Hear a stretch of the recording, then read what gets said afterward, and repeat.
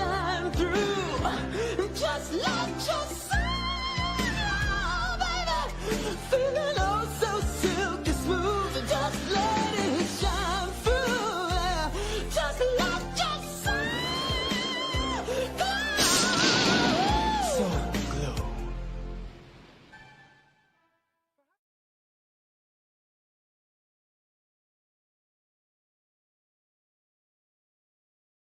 That means that we punched our ticket to go try to win a Super Bowl, and that's it.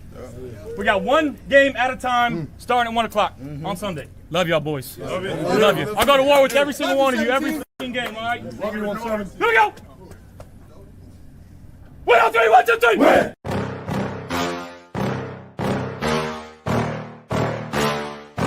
Yeah. Please tell me that I can't, that I won't, that I fail, that I'll never make it out, yeah. Please tell me all the bad, never good, fill my head full of every single doubt, yeah. Please say any negative thoughts, I pop off when I hear people say I cannot. I get off to the thought of proving everyone wrong, I won't stop to the top, so you better back off and get lost. I'ma stay loud, stay proud, never running out, never heading south. I'll be spreading out, call it word of mouth, can't put me down, I'll be getting loud. You can have me doubts, not what I'm about, have your fucking clout. It be raining now, I keep making sound, go another round, bitch I'm legend bound, can't stop me now.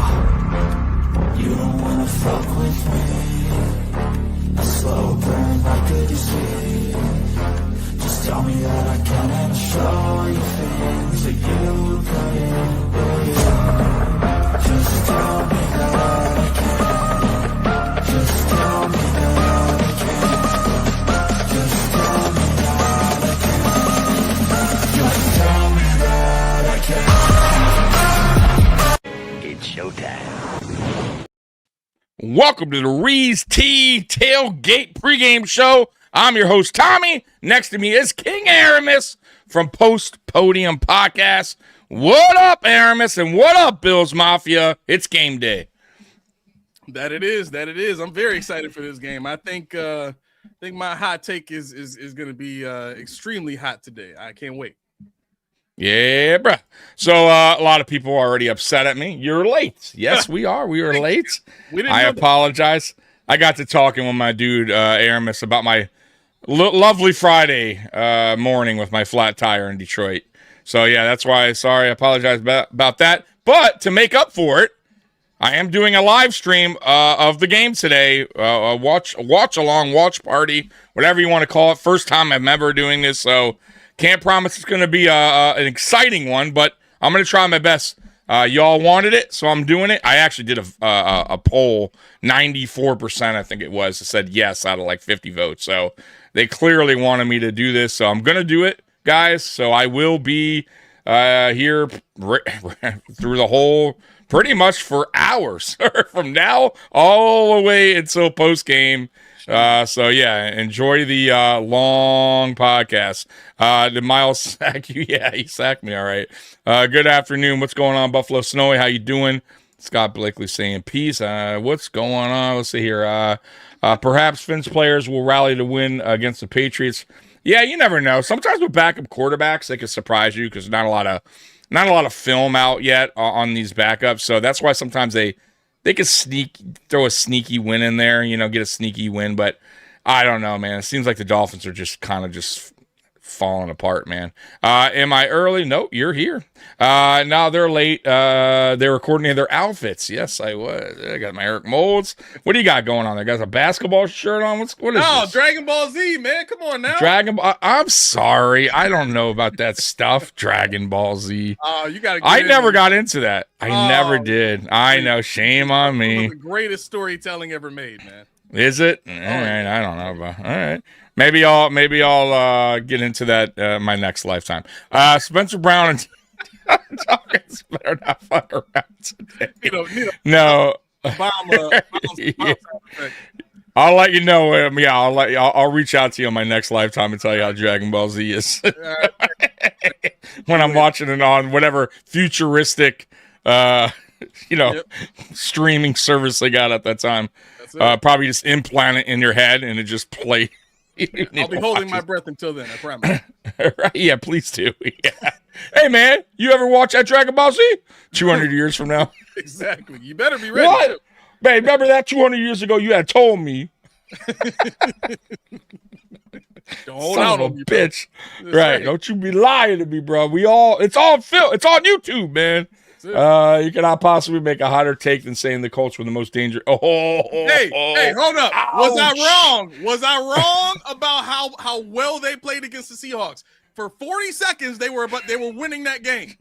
For 40 seconds, it was going to be their game. The defense gave it up. Rivers did everything he could possibly do at 44 years old to get him in place, in position to win that game. Don't come at me with that. If they were in the playoffs, we would not be having this conversation. There's a saying. I don't know if you ever heard of it. It's called woulda, coulda, shoulda.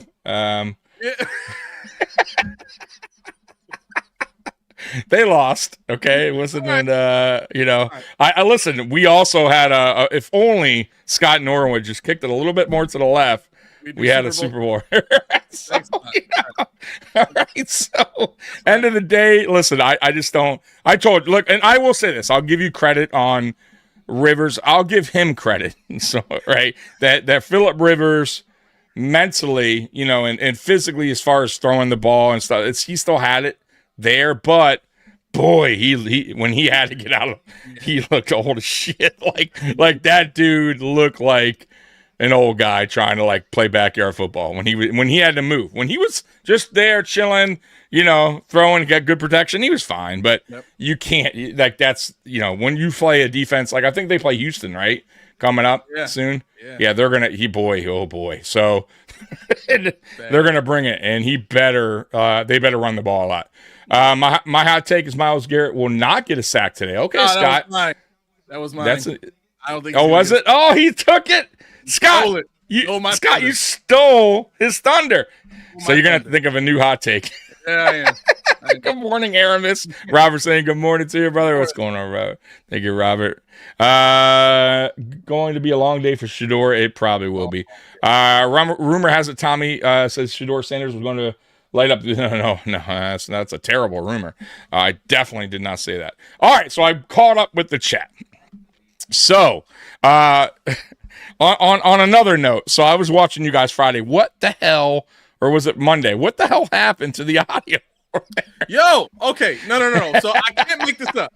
I cannot make this up. Okay. So we kept hearing an echo as we were going, right? And I'm checking all the equipment. There was an update that was available on my Rodecaster, and so I did that while we were on, and the audio had to go off for a second while it rebooted, and we get to the end of all that, and I look up in my computer. I'm like, who the heck opened up a YouTube tab? Mm-hmm. It was the freaking playback from the YouTube video playing live on the freaking computer. I never going on. Yeah, got you. Man. So somehow it must have been open from before, or whatever the case may be. But it must have switched to our show. Or I have no idea how it happened. I have no idea how it happened. But once I got rid of that, there was no equipment issue. I'm sitting here trying to man, I gotta call my IT guy and this and that and the other thing. I'm the dumbest stuff. But what was crazy about that was I got into the studio pretty late that day because of the weather. You know what I mean? I think it was Monday. So it was snowing really bad, and I was coming from the South Towns. And those of you that live around here, South Towns don't play around when it comes to that winter weather. So it took me about 45 minutes to get from Lackawanna to I guess basically North Buffalo, right where the Target on Delaware is. You don't know what that is, but people who live here do. Okay. And it usually would only take about maybe 20-25 minutes to get to where I need, to where the studio is from Lackawanna. So I get to the studio about 5:15. I'm ripping and roaring, trying to set everything up. The guys don't even know I'm there yet because I parked on the side of the studio. So I run in. I'm doing all this stuff by myself. They both come in. Schmitty and Keys come in about 5:25, 5:27. They just came to check because they're like, yo, it's almost time to go. Is anybody even there? And they see me running around the studio trying to set everything up. So we're all scrambling. And it usually takes Keys a minute to bring up his notes because he does his stuff in Microsoft something or whatever. But it usually I think it's, I don't know. But it takes him a minute to bring up all his notes for the show. So by the time we got started, I didn't really have a lot of time to check and make sure everything was like tip top before we, started the show. So that's what I get for trying to, work right up to the last minute in friggin' South Buffalo with this weather starting. I should have finished a little bit earlier. That's what it is. It happens, man. You know what's funny? I had reached out, or I had put in the chat on my check StreamYard as well, because it happened to me one time and it was a StreamYard issue. Oh, really? And it, bro, is so annoying. Like the video, it was like we were freezing, and then the audio was all clunky, and we had to restart, and it was fine. It was almost like it was a disconnect between StreamYard and YouTube. But luckily that wasn't the case for you guys. But still, I hate when tech stuff happens, and it always is something really stupid like that. It always is something stupid like that. Guys, by the way, the poll is up. Pick Aramis's box. You got the complaint box, you got the compliment box, and you got the mystery box. And the mystery box, once again, it could be something really awesome, or it could be terrible. Something like is so meaningless. Something maybe about his Dragon Ball Z episode he watched the other day. Oh, nobody cares about. Yo, somebody get in this chat and defend me right now. It's ridiculous. Something about Pikachu. Is Pikachu in that? Is that what he's in?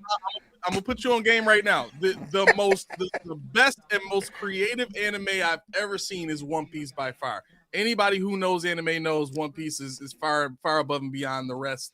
I just grew up on Dragon Ball Z, so that's why I got the shirt. But man, let me tell you something. You missing out, bro.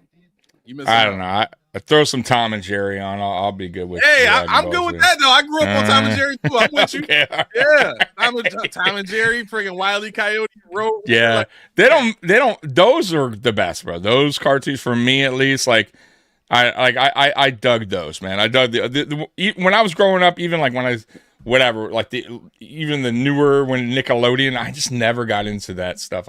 I'm the old school Tom and Jerry kind of.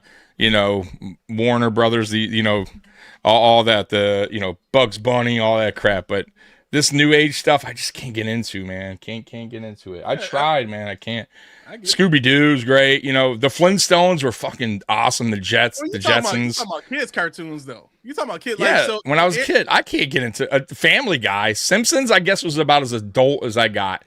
You know what I mean? That I could be like, all right. And even now, I can't watch Simpsons. I would say Family Guy, and even that Family Guy, I don't watch anymore. So really, it did kind of fizzle out. Like maybe about 10 years ago, it was pretty good, but now it's just like. I guess I liked Family Guy because of the references that they would always throw back some, references on a TV show or O.J. Simpson or something. So it's kind of funny. Stuff we actually knew about back then. Yeah. That exactly. So anyways, to get back to this, can't believe Tommy thinks Shador. Yeah, that is. I can't believe it either. It's crazy. 5 touchdowns. That's not. It's Aramis. He's always complaining about something. Roy, what up, Tommy? He's not always complaining. Come on. Good morning, boys from Seattle. What's going on? Seattle in the house. Yeah. By the way, I never do this. I know Dan Mitchell does it a lot. I've never really do it, but go ahead and tell me where you're from. Put it in the chat. Tell me where you're representing right now. I'm representing Detroit. Obviously, Aramis is representing Buffalo. Right. So let us know where you're from. My co-host Mikey, obviously, he's from California. And then you got other people. I even have a guy. I think somebody was in here earlier from Philippines. We have somebody I forget his name.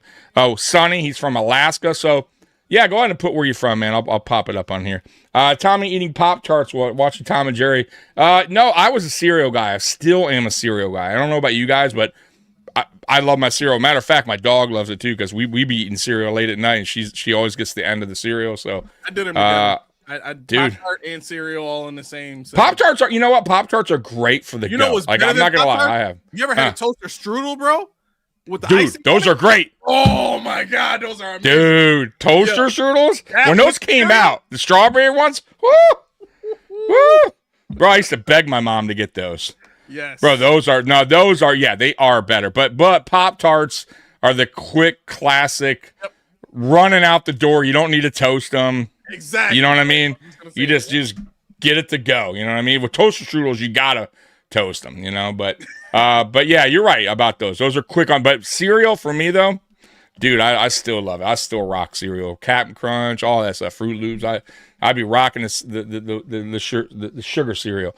The national media will cry like a baby if Myles Garrett doesn't break the record. No, they won't, because he's going to get it. There's still, 2 games after this, so he needs a sack and a half. So he'll get it. I mean, he may even get a sack this game. I just don't know if he breaks it in this game. You know what I mean? He needs a sack and a half. So we'll see. And I really do believe, at least I want to believe, our offensive line is really like taking this, like, you know what I mean? They don't want to be the team and the offensive line that gave up the sack record, right? Because it's going to go in the books. Exactly. The Buffalo Bills on Josh Allen. Yep. You know what I mean? You will forever be on that record book, right? Until it's broken, right? So you don't want to be that guy.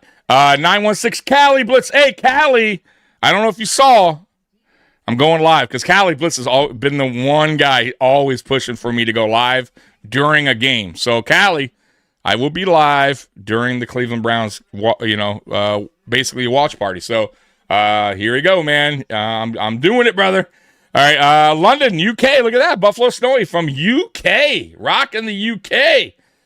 Ontario, New York. 90 minutes from Highmark. There you go. Representing Ontario, New York. There we go. I can't tell you where I'm at. Oh, Roy, secret place. He's from places unknown, like the Ultimate Warrior. He knows. Stand up. He knows. I think Keys and Aramis are undercover FBI. Yeah. Keys really working at the airport. Wink, wink. Serious.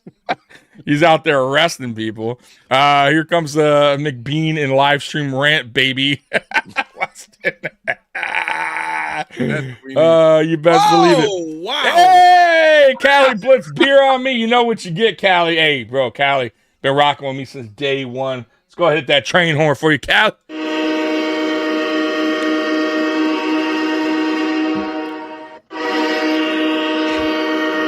My dude.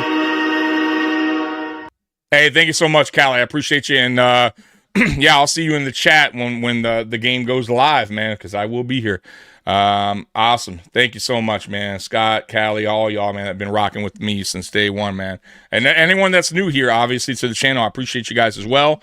And just a heads up, too, if you're not aware of my dude over here, Aramis, go over to his channel, subscribe to Post Podium Podcast. They're doing big things, and he's just continuing to grow on that channel, man. So go ahead and make sure you subscribe over there as well, man. Let's see here. So let's get to last week, because I didn't really get to talk to you too much about last week's game. Tell me your thoughts on last week's game, man. So last week's game was Patriots game, Mm-hmm. right? Yep. Down 21, 24-7. I was fucking furious at halftime. I gave an epic rant. Yeah.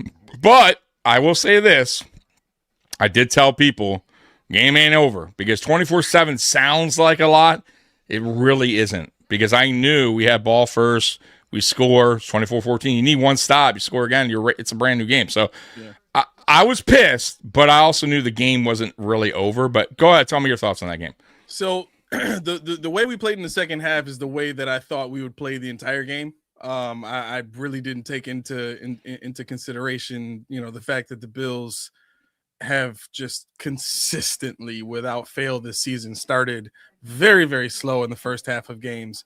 I kind of felt like, because this was such an important game, that they would just kind of come out and try to, just fire off early and get ahead, and then just, fight to keep the lead the rest of the game, and pull ahead by about 10 points or so when it mattered most, right? But I mean, they did all the work they needed to do in the second half. That's, again, like I said, everything that they did is exactly what I expected them to do against the team with the injuries that they had, and the fact that you had already seen that defense and that offense once. Yeah, they had time to prepare, but you're not doing it with your entire team. And the players that are out matter the absolute most, aside from maybe receivers in that game. I mean, Travion Henderson played, but the biggest thing for the Bills in the second half was they gassed the defense of the Patriots. I mean, they kept them on the field, super long drives, kept kept moving the ball, kept putting them in bad positions, and kept forcing them to make business decisions when it came to, our consistency in running the ball. So, it's one of those games where in the first half, like Coach D, Bills alumni, Damaris Johnson, that's it's like my dad. We talk all the time. But he called me like right before halftime, like this is terrible. Like what? Like how they gonna win? Like everything that they're doing, this is exactly how you lose the game. And we start talking about details and stuff like that, and I just remember thinking like, yeah, but they're not doing what they could do. You know what I'm saying? Like everything that they were doing in the first half was like, all right, I get, but they're not doing what they could do. Let's see what happens in the second half. I just remained open-minded. I'm just like, let's just see what happens in the second half, because we've seen the Ravens game, we've seen the Bengals game, we've seen so many of these games now throughout the season where it's just like maybe something will happen. And it did. Right. You know what I mean? Yeah. So I don't want to continue to live expecting that either, because one of these teams may make an adjustment in the second half that counteracts what we do. You know what I'm saying? But it worked out, and that's all that matters. A win is a win is a win. Right. So I got a notification, somebody in New York trying to get my data. No, don't allow that. Jeez. Yeah, one of you guys trying to get my data? Let me just go ahead and turn my phone off here now. Y'all trying to get my data? What's going on? What is going on? Look at this. You see my phone somebody number, just ignore it. Chickawaga, New York, trying to get my data. Chickawaga? Yeah, I don't even know where that is. Chickawaga. Chickawaga is. Let's see. How can I explain Chickawaga? So Chickawaga is. You got any like small? Oh, I know. It's it's my other show that comes on. He's trying to get access. Let me see here. They're in Vegas? I don't know. I thought he was in New York. We call Chickawaga Cheek to Vegas over here. Yeah, let me I don't know why. Let me jeez, man. While I'm live, you guys see here. Goodness. Thanks a lot, guys. Jeez. Hold on. Give me 1 minute. Hey, can you talk about something? Give me 1 second. Yeah. Bring up anything. Talk about Dragon Ball Z or something. Hold on. Oh my God. Jesus.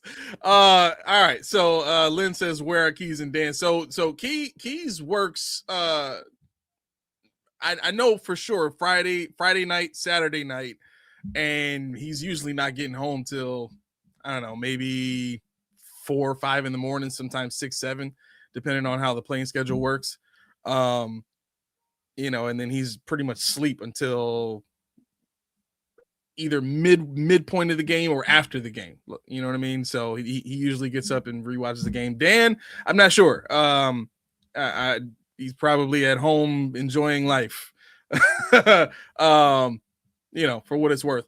Here's what I wanted to get to when it comes to what we should see today, right? I don't think the Bills are going to chip a ton. One of the things that I think we've seen the Bills do earlier in the season, and I think we saw it a couple of times in the Houston Texans game, is moving the pocket, right? That's one of the things that I think would probably work better for what the Bills need in terms of being able to slow Myles Garrett and that pass rush down while still being able to get those tight ends out, because you got to keep in mind, if you're chipping with your tight ends, which is typically where the chipping comes from, it's either coming from a tight end or a running back. If that's what you're doing, you're keeping your best weapons this year into block, and you're kind of depending on trying to get the ball to your wide receivers outside. To me, that's not a recipe for success in this game, because the corner play from the Browns has been consistently good. I had a Jaguars fan on my show Friday tell me that the corner Tyson Campbell can be had.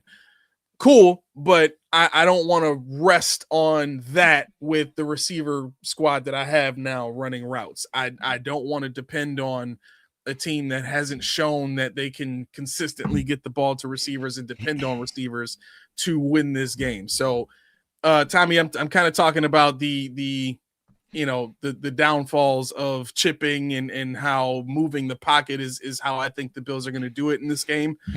We saw them do a little bit of that in the Texans game, and I think we're going to see more of that than the traditional chipping by tight ends. Maybe running backs will chip, but you can't keep your tight ends to chip. You can't keep your tight ends in the chip because it's going to slow them down on getting open on routes, and those are our best weapons right now. You know what I mean? Correct. Yeah, I agree with you. Maybe Hawes might be down there a little bit to help out a little bit more. I mean, that's what he traditionally does, but I still want Hawes a little bit more involved in the passing as well. Not crazy amount, but it's good to look. He's been reliable when targeted, so he's a sneaky option as a third tight end, as a receiving option. So I don't mind him, but yeah, definitely keep him down there to help out. Alec Anderson as well, if you can throw him in the game as well on some sets. But I agree with you on that. Cali Blitz, Bills game on regular TV in Cali.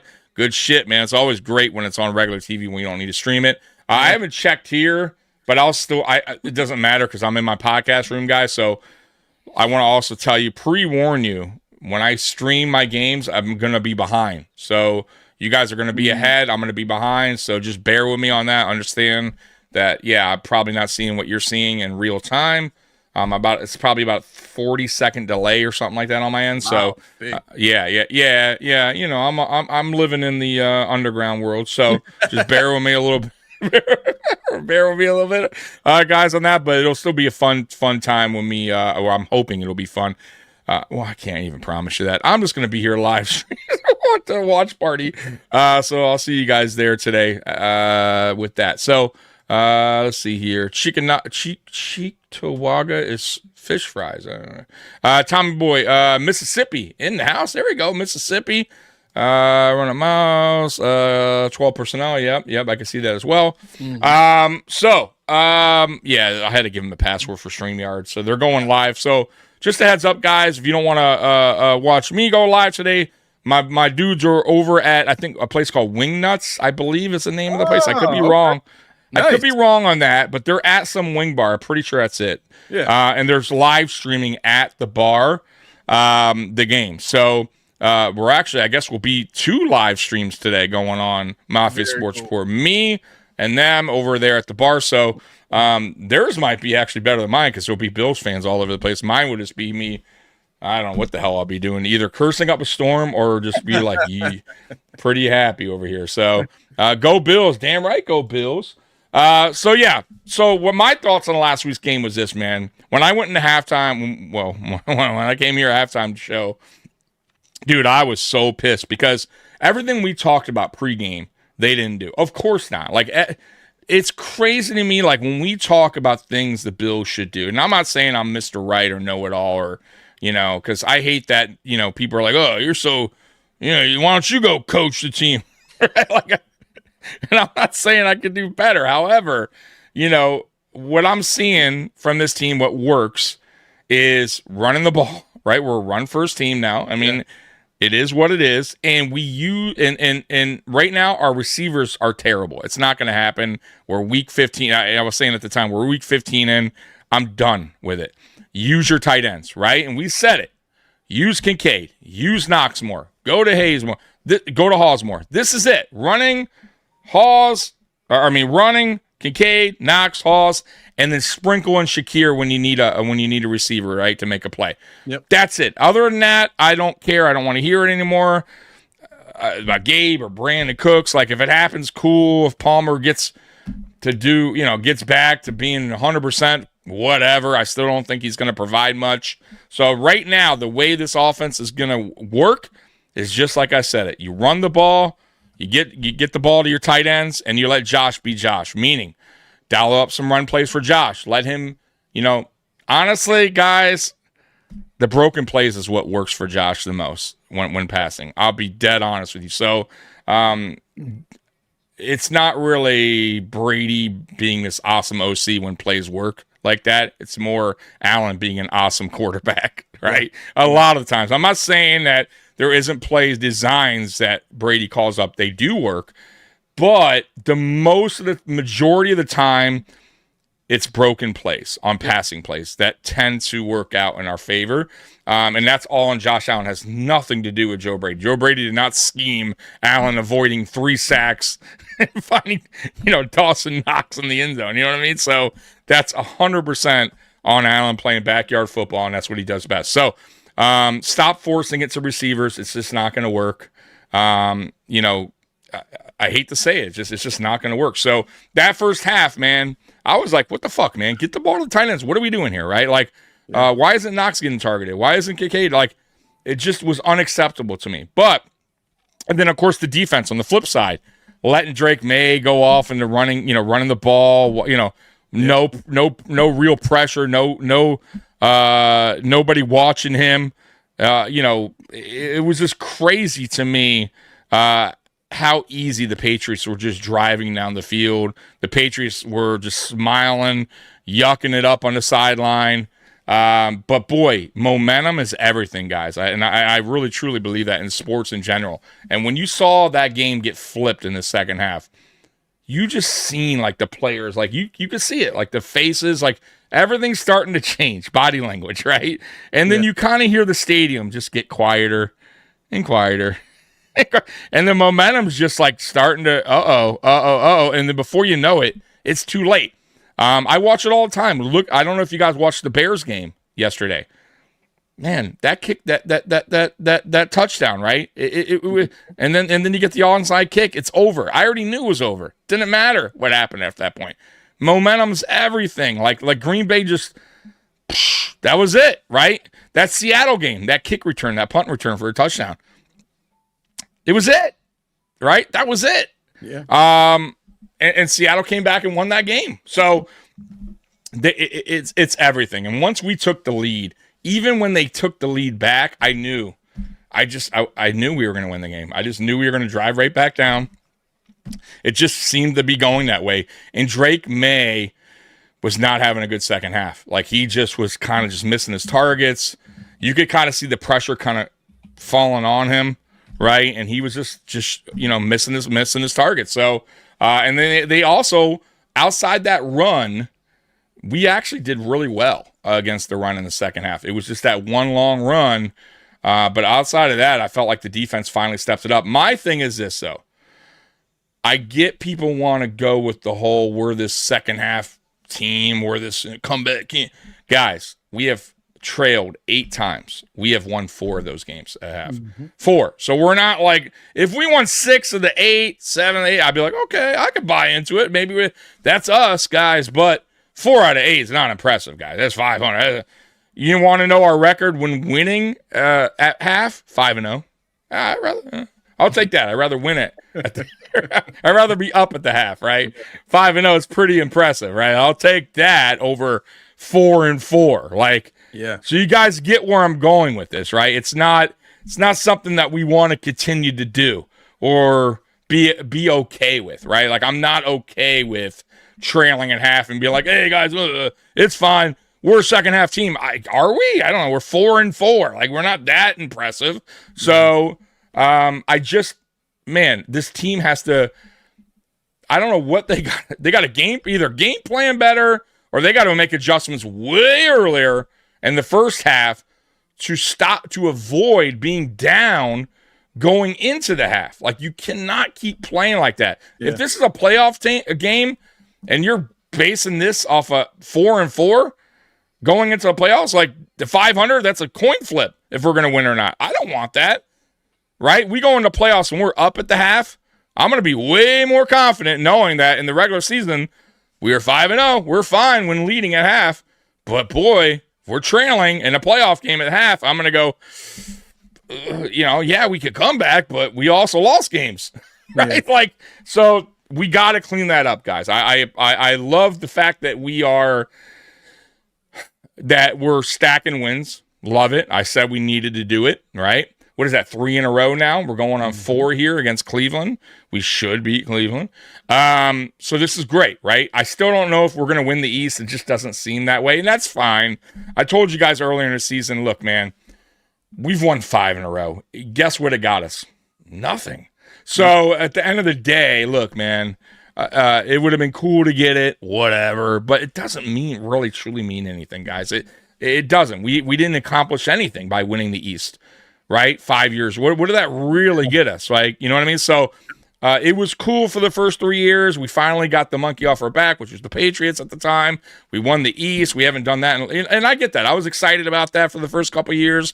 You know, we're back. It feels good to at least go, okay, you know, we're the best team in the division, blah, blah, blah. But after 3-4 years, you're going, okay, now we need something more, right? And that's why I think all of us were like, we got to win the AFC. Even that I'm done with. I don't care. You know what we got to win? We got to win the fucking Super Bowl.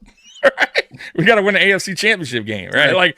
Like that's what we got to do. That's what we got to focus on. Forget the East. Super Bowl drought now, not a playoff drought. Is that exactly? So forget all that. I'm done with that. I could care less about that. If it happens, cool. If it doesn't, whatever.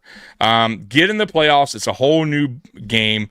You know, the regular season is over with. Now you're into a whole new game, right? Whole new moment for the team. So we'll see what happens. But yes, I do want this team to stack wins to at least go into the playoffs with more confidence and the ability, the mojo, feeling themselves, everything. It's all that. I really do feel team needs to have going into playoffs, because it's going to be, you're going against the best of the best. And if you're going in there on a losing streak or just barely getting in, or, you know, you got issues going on with the team or a lot of injuries, it's probably going to be a quick exit. You know what I mean? So I want to go in there on a high note, guys. So if we could kind of finish the season out on a high note, I do believe then I'll be more confident this team can make a playoff push. But if we go in there, let's say we lose today or some shit, like, or we lose the next, 2 out of the 3 or some shit like that, I'm not going to be overly, excited or just, feeling like the Bills can make any real push. Yeah. So right now I'm still on the fence, but I am leaning more towards the Bills may have found their identity on offense. That is defense. Forget about it, guys. I'm not really. The defense is the defense. They're going to give up points, right? It's the offense that always concerned me this year, and I'm hoping. That's what I'm saying. We still got 3 games left. If they could show me that, okay, we have found our identity. We're going to continue to do this, run the ball. We're going to continue to get Kincaid, Knox, and even Hall's involved. Okay, sprinkle Shakir. But if they go back to reverting to forcing the ball to Keon Coleman, or going away from the tight ends, or not running James Cook as much, or, doing shit like we're not letting Josh be Josh, right? Not letting him move around the pocket or get some, run designs for him, then I'm going to go, well, you know what? I have no idea anymore, right? So let's see. These next 3 games is going to tell me a lot about if they found their identity on the offense. If Joe Brady, and it's really Joe Brady, if Joe Brady actually goes, okay, this is what works, this is what we're going to do, right? And I'll be okay with it. I'm still not happy with it, but I'll be okay with it. They do need to fix that in the offseason. But right now, ladies and gentlemen, ain't nothing we can do about it. There's no awesome free agent out there that's going to come here that's going to be like, oh my God, we got, Reggie, we got the best receiver in the world. They cut Justin Jefferson. The Bills picked him up. Like, it's not going to happen, right? So we have who we have, and we just got to make it work. And we'll see what happens. Let me ask you real quick, and I'm going to get to the chat here because I'm a little behind, and I apologize. The addition that we just got on the edge. How do you feel about adding him? I like it. Matthew Judon. Matthew Judon. Yeah, I couldn't think of the name, but Matthew Judon. Yeah. He's a true pass rusher in every sense of the word. Great awareness, great body control, great hands. Even at his age, I still think he walks in the door as the best pass rusher the Bills have.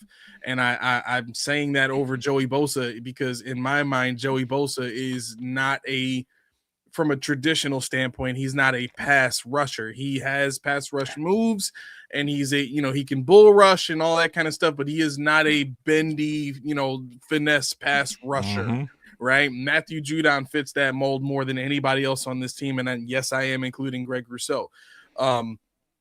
So I think what I'd like to see develop is you get Matthew Judon and Joey Bosa on the field at the same time as consistently as you possibly can. So if you're going to rotate guys, rotate them out at the same time, because those two guys on the ends at the same exact time it could absolutely be a problem for an offensive line, because who are you going to double team? Right. You know what I'm saying? Exactly. You do both. You know what I'm saying? Right.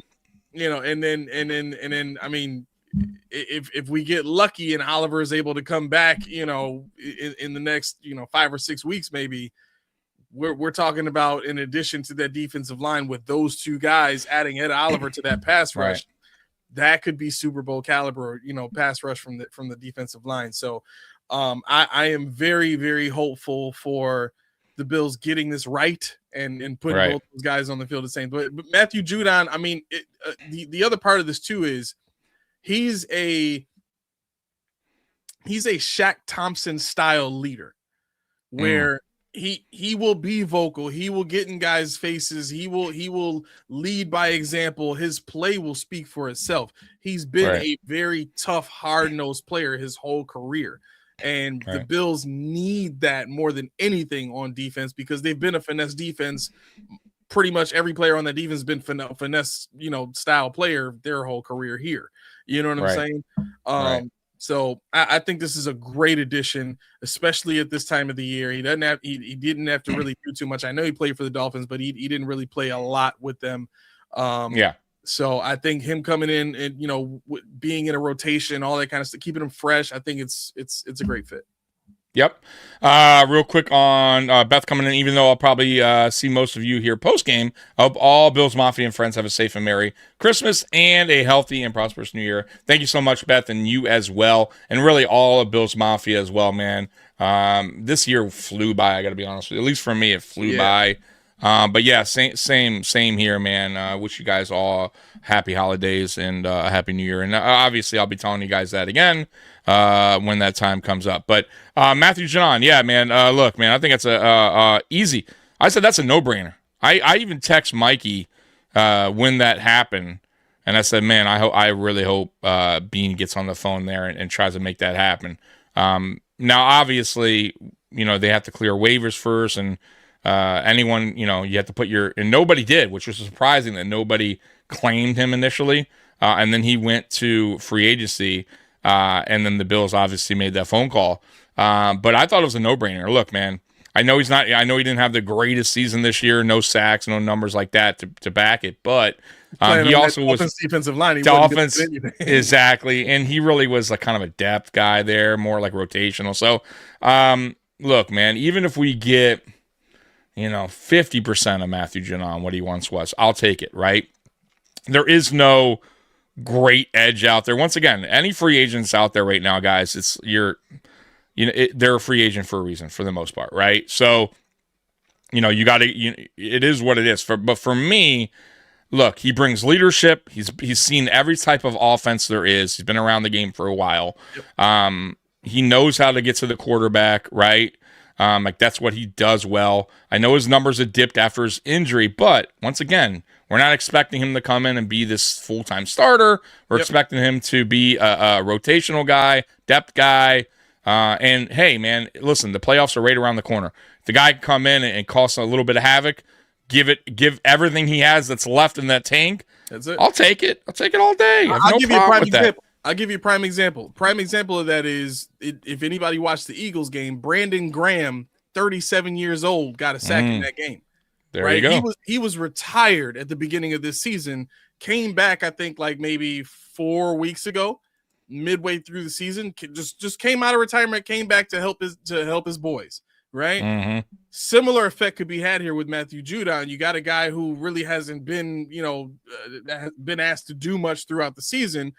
He's coming here, no injuries, no, you know what I'm saying? He's in a spot where he's going to be rotated. Like he could have that same impact. Just give me, 5 sacks the rest of the way. That's impact play right there.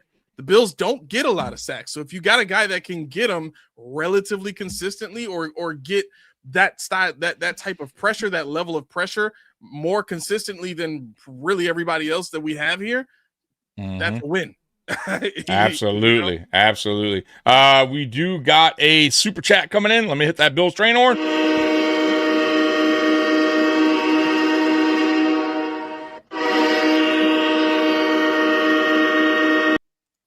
My boy Zul coming in. I appreciate you. What up, guys? Reporting in on site in Cleveland to see the Browns get whooped up. Are you at Cleveland? Okay.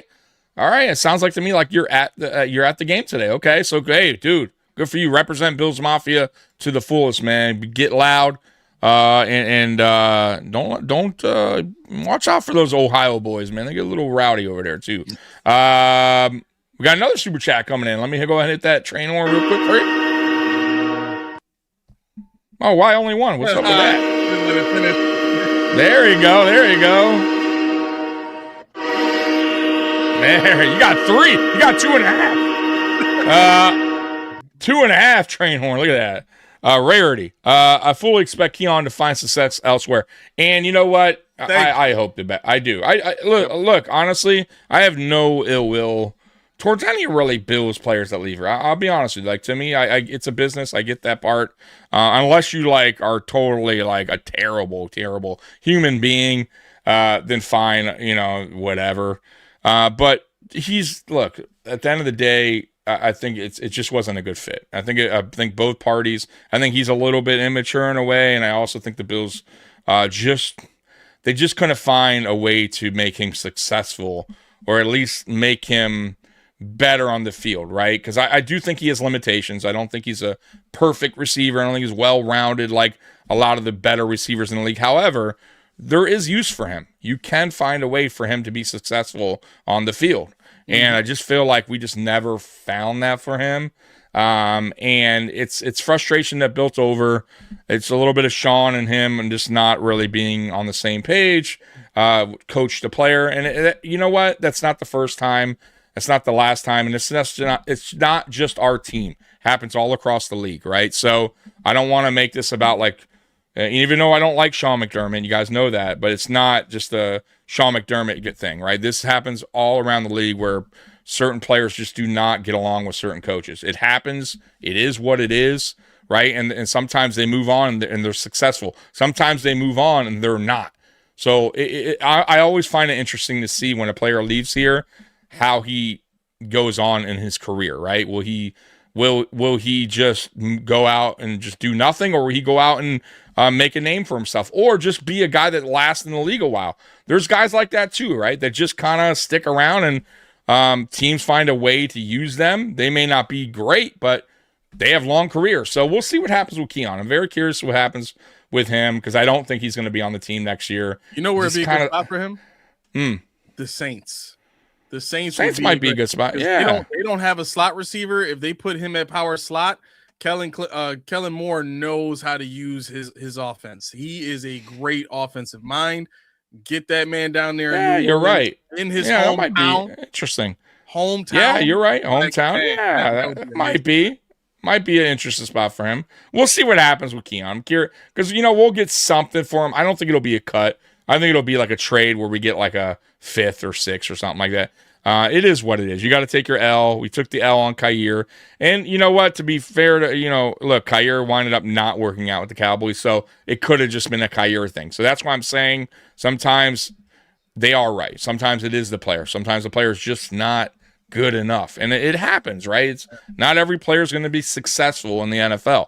It's just a different beast from college to NFL. So we'll see what happens. I still feel like Keon could be, like I said, used. If he's used properly, can be successful. Maybe not to the point where we're talking about him like, oh my God, you see.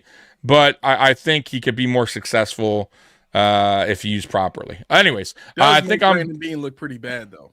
It does. I get that. But you know what? Brandon Beane's also, once again, I get the whole people are down on him, and I'm not pleased with some of the things he's done, but he's also made some good decisions. I think the bad is being way like overblown over the good. Like the bad's overshadowing the good, right? So there is good that he's done. There is some good things that he's done here. It's not all bad. It's funny. Like what 2 good draft picks. You're right. Yeah, he's had good draft picks. He's also had good signings. Now there's some bad ones there, of course. There's some bad decisions in draft picks, of course. Mm-hmm. But what's funny? Like this year, I'm trying to take a different approach and just how I see like things in general. And I know not everyone's going to agree with my take and all that. But when I watch football and I'm watching Red Zone, I'm watching whatever, just Monday Night Football, Thursday nights. All these teams got problems, man. They all got problems, and I try to put myself like as a fan of that team at the moment, right? And how I would feel at that moment, right? And I'm like, dude, like I'd be pissed off right now at this or that or this or that. Like, so it's just not. My point is, it's just not us, right? Like we act like, because of course we follow our team. We're not really looking at other teams and how they're doing. But dude, guys, I promise you, every team, there's problems. Every team, their GM, someone's talking about the GM not doing a good job or drafting or bad signing or, why aren't they getting better protection for their quarterback or why isn't there, their safety room or their coordinator or their, you know what I mean? Like there's problems everywhere. I promise you. And I'm not trying to say, that, oh, look at them, they all do, like that's the excuse, but it's a reality. It's not really an excuse, right? So, when I look at this team, I say, okay, for as bad as the offense has been, for as bad as we're shitting on it and all this stuff, we're still putting up points, right? We're still, somehow, some way, I have no idea how, but we are, right? We're still getting the job done. We are still a team now. What are we, 10-4 right now, right? 10-4, okay? We're still a successful team. Now, of course, the goal is the Super Bowl, and we all know that. But I don't think it's as bad as sometimes we all want it or make it sound to be, right? It can't be for a team. And I get it. Josh Allen's a major factor in the winning process here. I totally understand that, guys. However, on the flip side, and to be fair, I always do say it's a team sport. It's the ultimate team sport, right? And we use that excuse, not an excuse, but we do say that. You can't blame Josh Allen when the Bills lose it because it still takes a whole team to get the job done. It can't just be one guy. One guy can make it a lot. I'm not saying that. One guy could carry a team, but you still need a lot to work to win it all, right? You need the offense. You need a lot, right? This football is it's the ultimate team sport. It's not. It's for me more than basketball, more than it's just the ultimate. Everything has to go right. It's tough. It's not easy to win a Super Bowl. So I give Bean his dues because I feel like it hasn't been all that bad. He's had guys in here that were successful. He's had draft picks that were successful. I don't know. Okay, so Spencer Brown, I feel like is a guy that no one really talks about. He's a really good tackle when healthy, and he's been healthy for a while now, right? He may get banged up, but he's consistently on the field, right, for the most part. He's a good draft pick, right? We kind of forget about that. James Cook, the one we all talk about now, the one guy that I was wrong about, right? Y'all wanted him so badly to be paid, right? He's a elite running back, blah blah blah, and I agree now, he is. But who drafted him, right? He's part of that process, right? Of Brandon Bean. And then you got guys that aren't here anymore that I feel like were great draft picks. Tremaine Edmonds is a really good football player for the Chicago Bears. We just made a mistake in not signing him. So I do blame that on Bean, but I also put that more on McDermott, right? McDermott is the guy that's going to report back to Bean and tell him, yeah, you know what? I prefer to pay Milano over, Edmonds because I feel like blah, blah, blah, right? Bean's not going to go over McDermott's head on that. So I like I said, once again, there's guys that Wyatt Teller, another guy he drafted, worked out. McDermott had no usage for him. Trade him. Is that on Bean? No, of course that's not on Bean. That's on McDermott for not finding a way to use the guy that he drafted.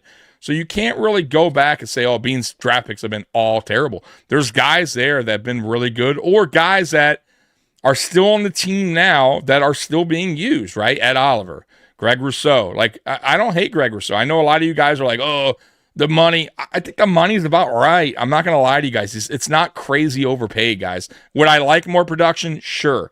But his numbers aren't that bad. Like, it really aren't. Pressure's up there. He's a good run defender. Do I want to see better? Yes. But I also feel like that's a little on coaching too, right? You can move him around a little bit more, and they choose not to. So that would be another player I would love to see somewhere else, just to see if his production goes higher, because I do believe in him. But once again, man, that's my point, man. I get your guys' frustration at times, but trust me when I tell you, watch. When you guys get time, watch other teams.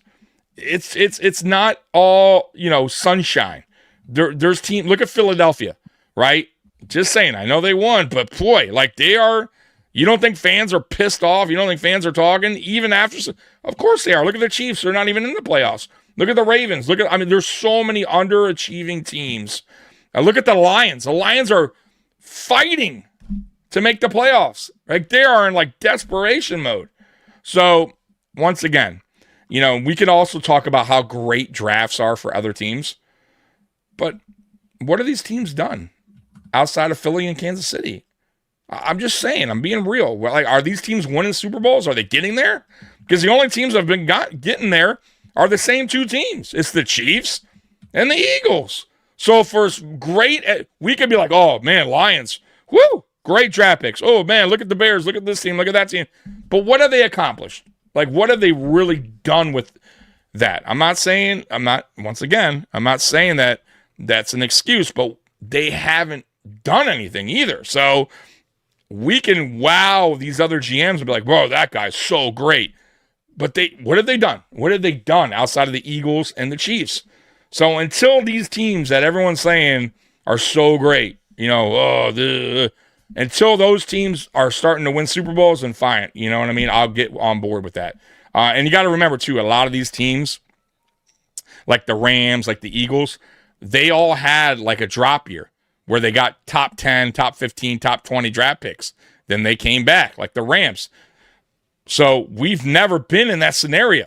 And that's why I'm saying the one thing I would love for Brandon Beane to do that he hasn't done since 2018 would be to go fuck the draft picks, trade a lot of them to move up for the first time since 2018 and get yourself an instant playmaker. And I don't care I'll be honest with you, I don't care if it's defense or offense, but get a guy that is a top 20, top 15 needle mover that's going to be an impactful player. I would prefer offense, but if it's defense, whatever. Just get a guy that from day one, that motherfucker's starting, he's going to make noise. Here we go, right? That's what I want, right? Yeah. Will he do it? I don't know. He hasn't done it since 2018, but I think it's time, right? You need to start getting playmakers here. I can tell you right now that's not going to happen. When you I agree, and that's crazy. When you think about what Sean has said, when you think about what Beane has said, Beane is going on to say, we don't ever want to have a bad year. We don't want to have a dip, right? And that's why he doesn't trade the picks to move up and all that stuff, because he doesn't want to have to take the hit the following year.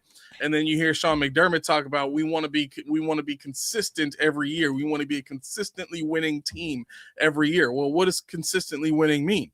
We just have to have a winning record, and you're technically considered a winning team, right?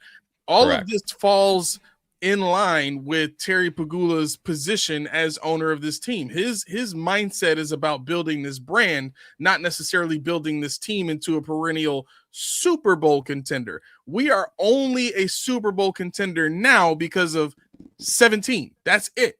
That's the only thing that makes us a Super Bowl contender. Without him, we are Nathan Peterman bad, right? This idea, I'm with that.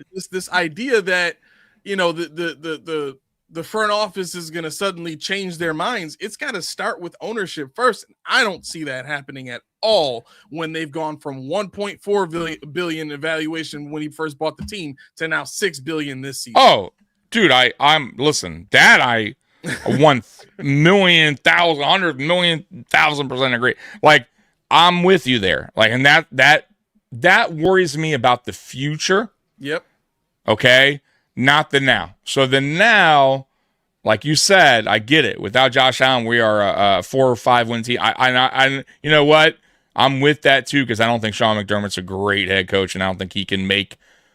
I don't think him and his coaching staff, I'll even throw that out there, can make these players play past their level, make them better than what they really are, right? Make them want, not even that, even want to win for them, right? I don't think McDermott would be able to do that, right? But with all that being said, we are in the now. Allen, for now, is going to be here for a little while. We know that, right? Barring anything crazy. So I'm not going to think about all that stuff for now, because it is what it is. I'm with you, though. And what worries me is, yes, when Allen, in the future, what will this team be once Allen moves on or retires or whatever? We're in a lot of trouble, because the owner, one, it just seems he's a business guy, right? It's all about business, what makes sense, what makes money.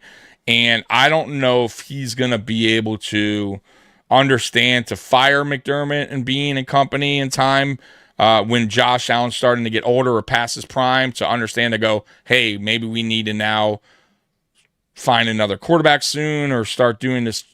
You got to get the rollover, because that's where Bill Belichick kind of fucked up there at the end, right? He didn't get the rollover. The drafting started getting bad. He didn't find Tom's replacement, and then shit hit the fan, and it is what it is. So I would say that, but you know what? That's years to come. And for now, dude, I'm not going to, it's kind of a pointless talk, because we're going to be a 10-plus win team every year as long as Allen's a quarterback. So, you know what I mean? I can't go there without Allen. We are, because, yeah, that is true, but we're not in that scenario. So we're in the now. What can they do to improve the team with Allen now, right? How can they surround him with players? And I'm with you. Maybe Beane doesn't do that. It doesn't seem he probably won't, trade up. But, for me, he has to start understanding what's going on, right? Like, Beane's not a dumb guy, and he wouldn't be in the position he's at if he was dumb, right? And I don't believe he's that bad of a GM not to understand what's fully going on around him. And what's happening is Allen needs help. Allen needs more weapons. And and if he hasn't learned that by now, then I'll have to call him dumb, okay? Because, look, it's been 2 years, right, since Stephon Diggs left, right? You wanted to do the marketing slogan about the everybody eats. It kind of worked out year one, but it kind of didn't when you're out there trading for Amari Cooper. So for me, that's right. You kind of should have known right there that maybe this isn't going to work. Then you try to go in the offseason and get a little bit better receivers than the year before, but they're still average at best, right? The guys you picked up. And then you're out there trying to get a receiver again at the deadline. It's there. The writing's on the wall. You know it now. It's not going to work. You need a guy who's dependent, right? Who Allen can depend on. You have to get a one. They're like, this is no. Every team has a one. Every single team except ours, I'm pretty sure, has a one. You have to find a way to get Allen a one. And the only way, because of the salary cap, for me, is through the draft or through a trade. Maybe that they could pull some strings. But the easiest way for me is the draft. You trade up, you get yourself a rookie contract and a top 20 receiver, top 15, and then there you go. Now you got your one, and you're good to go unless you make a trade. But they have to eventually do something in that room. You cannot continue to go with this everybody eats concept. You cannot continue to think it's going to work. It's not. That's what I see. So we'll see what happens. Let's get to some of these chats here. McDermott has proven that he cannot develop talent. He can only use retarded talent. Tico Specs is in Buffalo for a visit. Yeah, Tikio, right? Yeah. I wish. Beane has done a shit job building the wide receiver room. The one thing that should be a priority with a quarterback, like, what's weird though with Beane, he did the smart thing by getting Diggs. So you can't have forget that, okay? We talk about Diggs leaving and all that. He still did the right thing at that time. So we can't necessarily say he totally just did this terrible job, because I'll say this. 2018, Josh had nothing. We all know this, right? I went to a game. Robert Foster was one of Josh Allen's like main targets, right? It was a bad year. Bad target. But I understood that. They're building around Josh, first year around Josh. They go out and they get what? Cole Beasley, John Brown right away. I loved it. We all loved it. We knew, okay, like they understand that shit won't work from last year.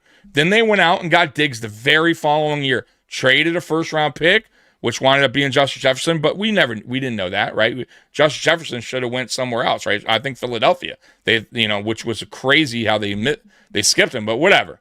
They still got Stephon Diggs, who was a really good player here. So you can't say like he totally ignored Josh, but his downfall with that was when he got Diggs, I think he thought we're good, and he didn't really. Then he focused everything, shifted back to the defense, and I kind of put that on McDermott too. McDermott's a defensive head coach. He's like, hey, we're good to go now. And what happened is you kind of now, maybe they didn't realize, or they should have, you have an aging Cole Beasley. You have an aging John Brown. You have a one-year player in, what was his name that came here from that retired on that 1 year with us. God, what was his name? What was the receiver's name that was on our team that year? It was Diggs, Beasley, Brown, and we had the other guy. It was our best receiving corps. The fourth He came guy? from came from Denver. He was our second receiver. Emmanuel Sanders. Emmanuel Sanders. Okay. That was bro, but all those guys besides Diggs were in their later they didn't have much left. So you should have been at that point starting to retool. And he didn't. He saw Gabe Davis have a breakout game against Chiefs. He just figured that'd be the two. Diggs would be the one. Cool. And I think some of us got caught up in it too. And Diggs just didn't. Davis just didn't turn out to be that guy. And that's where things started to falling off, right? Yep. And they just could never. I don't know what it is. Maybe they just felt like he could still rebound. Davis could still, be the two. And it just kind of has been a downfall since then. And then Diggs leaves, and then you see what happens. So I blame Bean for not seeing what was happening to the receiving room and not preparing for that and not drafting players when he had a chance with those years to replace a Cole Beasley, to replace a John Brown, to replace Emmanuel Sanders. He never did that. He just stuck with Gabe Davis and ignored the receiving room, and this is the problem you have today. So, but I would say I wouldn't agree with he just ignored the receiver room since he's been here. He didn't. He worked on it early, and then he kind of went away from it. So yeah, #BGG. Which one? Your BGG or my BGG? In about 30 minutes, it's gonna be my BGG. Yeah. So yeah, we got about 30 more minutes, guys, and he's gonna get out of here. I'm gonna get out of here, but then I'm gonna be right back on here for the play-by-play for the Browns game. So don't forget, if you see, I already have the scheduled show, or just hit the notification bell, but I will be live at 12:55 on for the Bills-Browns game. Bean is terrible drafting in the first 3 rounds. See, I disagree. Those picks are vital to the team. So I don't agree with all that. I don't. So James Cook was a 3rd-round pick. Is he terrible? No. Is Ed Oliver terrible? No, I don't think he's terrible. I think he's got some injuries, but we're all going, can't wait for Ed Oliver. So how is he terrible? We're all can't wait for Ed Oliver. So you can't say that he's a terrible pick. Is he working out to be a top 10 where we drafted him? No, but is he a top, I would say top, is he a 1st round the way he's playing? I would still say, yeah. I would still say he's somewhere in the 1st round. And by the way, everyone at that time had no problem with drafting Ed Oliver. Many teams thought Ed Oliver's a top 10 pick. So I don't think that was a reach. It wasn't anything crazy that Bean was like reaching for Ed Oliver. And I still don't think he's a bad pick. So Josh Allen, is he a bad pick? First 3 rounds? I would say no. The Bills have just never done what was necessary to truly unlock Ed Oliver. They never went and got a 1 pick to take the double team so that Ed Oliver can consistently be 1-1. Yeah. If K could be healthy, is he a bad first 3 rounds? No. Okay, so guys, they all haven't. That's what I'm saying. When you guys go through the draft picks, right? And I tell you guys all the time, go ahead and do that. Like, don't just think of all the bad. Go through the actual draft picks and be like, and be reasonable and be honest and be like, okay, is he good? Is he bad? Is he good? You know, what's the usage? Is Gregory Rousseau? You're saying first three? I don't think Gregory Rousseau's that bad. Guys, remember, he was the 28th pick, basically a second round pick. Guys, come on now. You think he's that bad? Like, he's not. He's a good player. So I don't feel like the Bills have just been so bad for the first 3 rounds. I don't agree. And like I said, go back to anyone else's drafts. They all make mistakes. There's all players they miss. There's all players that get passed. And once again, I understand this. Like, I understand your frustration. There's guys that we should have had. I don't agree with Boogie Basham getting drafted, right? Like, what the hell was he thinking? I'm with you guys there. I don't agree with Cody Ford. Like, we had a chance to get DK. Like, but so did every other team. DK was passed by a lot of you know what I mean? So, guys, it is what it is, right? But they all haven't been shit. So I hate going on the narrative that Beans is terrible, guy drafted picks. And by the way, too, it's a group effort. It's McDermott involved. It's Bean involved. It's the scouts are involved. Like, this is not just squarely on Brandon Bean. Brandon Bean, yes, he's the one that gets on the phone, but there's a big board that they all agreed that they sat there, broke down this board of guys that they sit in their room, their draft room, whatever, and they go, we like this guy, da, da, da. They all agree. Trust me, Bean one isn't that guy. He's not the cocky guy and he's not. McDermott would be the guy, but Bean is not the guy who's like, I don't care what you guys are talking about. That's my guy. And maybe he should be, but he's not. It's a group thing. They all get together. They all talk about, and it winds up coming down to McDermott and Bean, what they want, and that's it at the end of the day. And Bean's not going to go over McDermott's head. You think, and I tell people this all the time, do you truly believe Bean is just going through the draft or free agency and going and just not talking to Sean McDermott, not just going, yeah, I know you want that. Fuck you. I'm going to draft this guy. Like, he's not doing that. Bro, there would be so much conflict between those guys. If that was the case, it's not happening. They report back to each other. They make the final decision. So, yeah, I just don't agree that it all falls on Bean. I do wish sometimes Bean would say, hey, I don't agree with this. I'm going to go. But I don't think he has the power. I'll be honest with you. Go Bills. What up, Chris?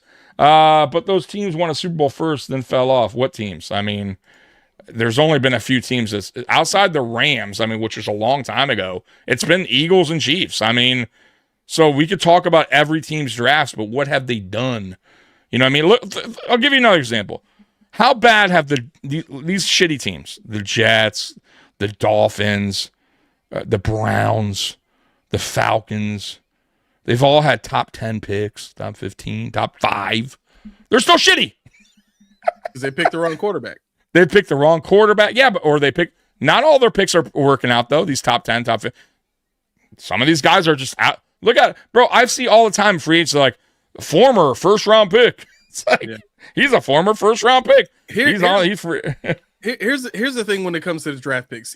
Even though Sean says Brandon Bean is the one making the final decision, and even though Brandon Bean says Brandon Bean is the one making the final decision, what gets lost in the minutia of titles and responsibilities and who's assigning what is Sean McDermott, and Jim Monos has said this already. I've brought this point up multiple times. Mm-hmm. Jim Monos has brought up the fact that Brandon Bean and Sean McDermott sit down for the first 3 rounds of the drafts, and they have a short list that they go through of players that they're looking at. That short list is different from the short list of rounds 4 through 7. 4 through 7 falls to what the scouts like and what the scouts would go with, and that's usually what Brandon Bean ends up going with, which is why rounds 4 through 7 for the Buffalo Bills have done so well. Rounds 1 through 3 has a specific criteria that gets bracketed over whoever Brandon Bean picks, which is the type of person that Sean McDermott wants in the locker room. That's the kicker here. That's the gotcha, right? That's the thing that when we think about Brandon Bean's picks, like, yeah, he's making the final decision, but it all still has to fit in this box of what Sean McDermott wants to see in the guy. It may not be the best, most athletic pass rusher, but this guy's got the character that Sean McDermott's looking for. This guy's going to fit right in the locker room, and that's what Sean McDermott prioritizes most. So that creates a hardship for Brandon Beane finding elite talent that fits all that criteria. Yeah, I agree. And then also too, I want to say too, there's other picks, recent picks we don't know yet. We don't know about Max Harrison. If he's going to wind up being a really good draft pick. So some draft picks are a little bit too early to say, that was a good or bad pick. So once again, I don't think Brandon Beane's draft picks have all been bad, or just grading wise. If I were to grade as a whole, just drafting wise, I'd say B- on the draft picks. I don't think they've all been bad. Especially, you got to remember where we're drafting at the end of every round, right? My whole process is I wish that he would eventually trade up, start being more aggressive. Especially if you're tight with money, right? If you're tight with money in the cap, you can't really go out and sign big time free agents. I get that. I'm with that. But you can get them in the draft. And if their only way to get a top, 15, top 10 playmaker is to trade up, then trade up. It's not a big deal. Like what are you really giving away, right? A late first round pick next year? Who cares? You know what I mean? Like it's basically the second round. What are you giving up? A late second round the following? Who cares? You know what I mean? If you're going to get that kind of talent in the building. So that's the only thing I would say. Here's the inactives and actives, because we haven't gone through that yet. So there's a couple that are surprising. Keon inactive, Gabe inactive. To me, I would like to see one of those guys active. They're both good blocking wide receivers. I don't get that. I would want to see at least one of those guys playing. Matt Prater, obviously hurt, of course. Darnell Savage, I would like to see him at some point get called up or active during a game. Jordan Phillips and Grable and Ogunjobi is also. So any of those are a surprise to you? For me, it's one of the receivers. Got to have one of those guys out there. So here's a hot take. I think we're getting to a place now with all the other receivers being healthy where we probably won't see Coleman or Davis the rest of the season and quite possibly the postseason. If this isn't a game where the Bills feel they need to run the ball, I don't know what game they do feel that they need to run the ball. And their best two run blocking wide receivers are now on the bench for this game. That says a lot about how they're valuing the efficacy of both of these receivers as route runners. And to be honest, both of these guys are the worst route runners of all the wide receivers that we have in this locker room currently. So we are either going two directions. We are either getting to the point where Sean McDermott is willing to accept that he needs receivers on the field that aren't the best run blockers, but need to be able to run routes to open things up for whether it's just, the tight ends, or to open things up for themselves and just get open and give Josh somewhere to go with the ball. Mm-hmm. Or they feel that the necessity in this game of wide receivers in general is scarce, and they're probably going to lean more on gadget plays with these smaller, faster receivers. You know what I mean? It could be that route too, where they're thinking, well, we're going to try to go with more traditional screens to the receivers and things like that, as opposed to this bubble screen crap that they've been doing. So today in Cleveland, just a heads up, it's 27 degrees. So let's say 25, with strong wind gusts up to 37 miles per hour. So it's a little cloudy as well. So typical, just late December kind of weather in Cleveland, northern state, obviously kind of weather. So it is going to be windy. So I wonder if they, you're not going to see a lot of probably passing by Allen, or not a lot of passing attempts, I wouldn't think, especially with the wind being like that. So this is definitely going to be a short and underneath kind of game, and a lot of Cook, man. I expect a lot of Cook today. and everything kind of. And if Allen does pass, going to be, like I said, everything short underneath, quick stuff, wide receiver screens, bubble screens. Maybe that's why they're getting the faster receivers for yard after catch as well, for those bubble screens, stuff like that. So you're going to see a lot of Khalil Shakir, some slants, crossers, just quick get out, and that, and they're going to try to get the ball out of Allen's hand quickly to avoid Myles Garrett as well. So yeah, I can see why, but at the same time, you're also missing out on some key blockers out there. But we'll see what happens. The tight ends can block too, obviously. Dawson Knox very good at blocking. Hall's very good at blocking. So we'll see what happens. I'm not, I would like to see one of those guys out there, to be honest with you. Honestly, I'll be real with you. I think Gabe is a better option right now than Keon. And it's not a knock on Keon. I think Keon's better at the stage probably of his career. But Gabe is just, he's familiar with Josh. Josh familiar with him. They trust each other a little bit more, and Gabe's just going to go with what the team wants. And I think Keon's kind of just, like I said, he's frustrated. You could tell out there. I just know it. You can see in his body language. I told you that they had a clip, not last week, but the week before, where they all do the big dubs thing. Mm-hmm. And Keon Coleman was the one dude that normally is like, oh, hey, big in the camera, and he just walked right past. He is not. And I knew. He's not going to. Yeah, he's not. Yeah, and I knew it then. He's like, whatever at this point, right? He's just. But if he's smart, you just kind of, do whatever's asked, play out the season, because GMs will look at that. Yep. They're going to see that, and you don't want to be that guy or known as that guy, right? Just go, be a team guy for the rest of the season. And then put the work in. I'll say this too, though. Put your work in the offseason and go and prove the doubters wrong. Because there's a lot of doubters out there. I still am not going to doubt him yet. I still think he's very young. I still think there's things that he could do good out there. But when he gets that second chance, if he doesn't, or if he winds up being benched again, or same kind of bullshit, missing practice, whatever's going on, then it's going to be, it is a him problem. So we'll find out. You know what I mean? He will get a second chance. That I promise you. Yeah. So we'll find out. Tommy with that 80 on is why Keon's inactive. Tommy. Boo, no game. Something you need to tell us? You got drafted? No. All right, let's get to, because we're getting close to the end here. Let's get to the X Factor. So X Factor on offense and X Factor on defense. And guys, in the chat, go ahead and put your score prediction now.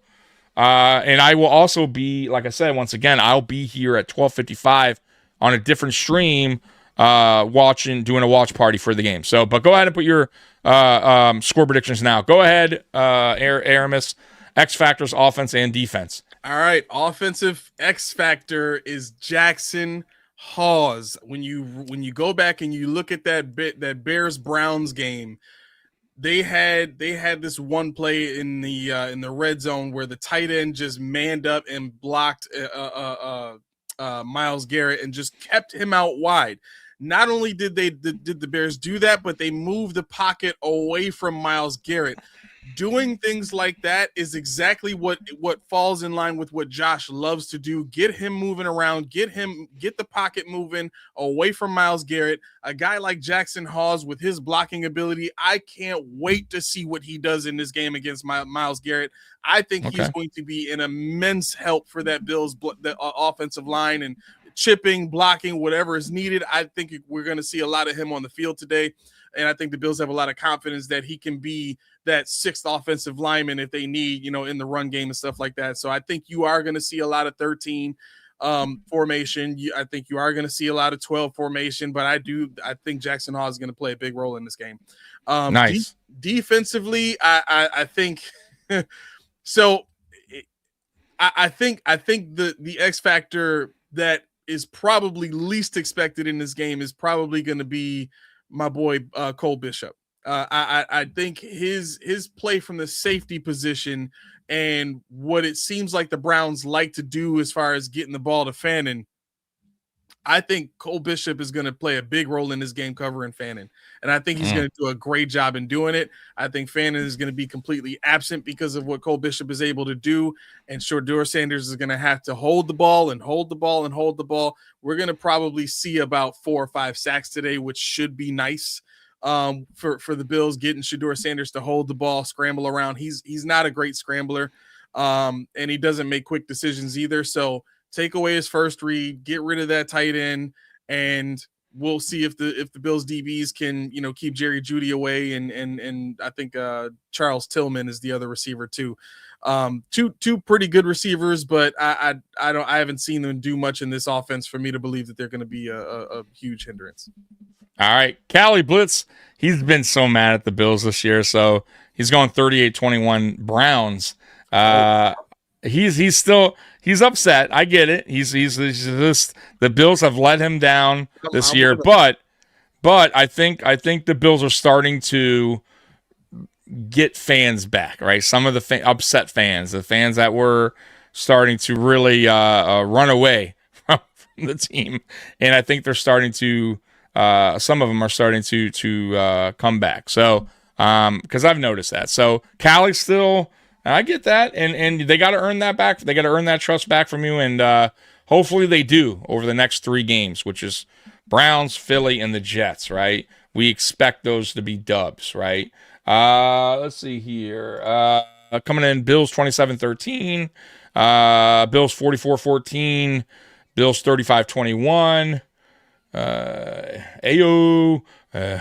And so my X factor on offense, I'll go. I'm gonna go Dawson Knox again, man. I think this is gonna be a tight end game. It's either gonna be Kincaid or Knox, but I'll go Knox on this one. I think Knox and Allen are starting to really heat up again. They're starting to get that connection going again. Mm-hmm. I don't think they ever lost it, but I think Allen started to go elsewhere over the last couple years. They stopped calling his number. They start well, that's what I'm saying too. They stopped calling his number, and then Allen kind of just went to the numbers that were called or guys that he can there was also better options at the time over those years. So yeah. I think right now Knox is starting to play a bigger part in the offense. So I do think Knox has a good game here because this is going to be a tight end game and a Cook game. But I'm going to go Knox on this one. On defense, I'm going to go Matt Milano. I think the linebackers, when you send linebacker blitzes, we get home. We get home every time. I want to see more of that. I'm not saying they have to run a shit ton of linebacker blitzes, but when we do, they get home every fucking time. And Matt Milano, say what you want, but that dude, when he gets to the quarterback, he makes sure that quarterback goes down. He makes sure that quarterback feels that hit. So Matt Milano had a big game last week. I thought it was his best game of the season. And we're going to need that. We're going to need Matt Milano. So I got Matt Milano here getting to Shedeur. And the one thing Shedeur does terrible, and why I don't like Shedeur, and I didn't like him coming out of college, is he holds the ball way too long. That's 1. 2, he tends to go in the opposite direction when holding the ball, which is not a good thing, right? I don't know why he has not learned from that. Like watching him in college, that drove me crazy. I'm like, why is he running backwards? And he's still holding the ball, which makes it tougher to get the ball past the line of scrimmage because then now you got to throw the ball away. Yep. Right? And a lot of times he's either getting sacked or he's throwing a terrible pass. So he's still, for whatever reason, he just can't get past that. And that is that mentality of like backyard football to a whole other degree. That's craziness. And that will not work in the pros. And he's learning that.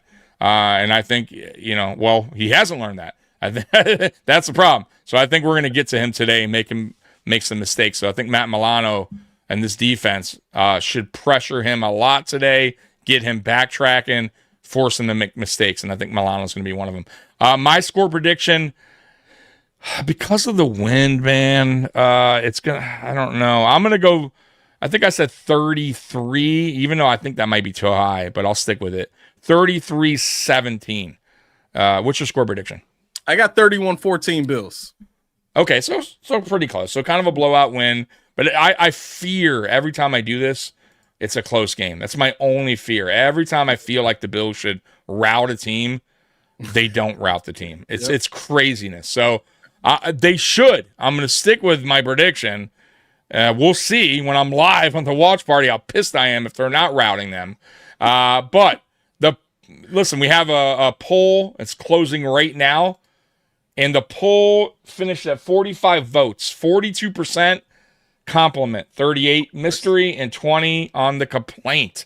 So you have to give another compliment to the Buffalo Bills. Aramis?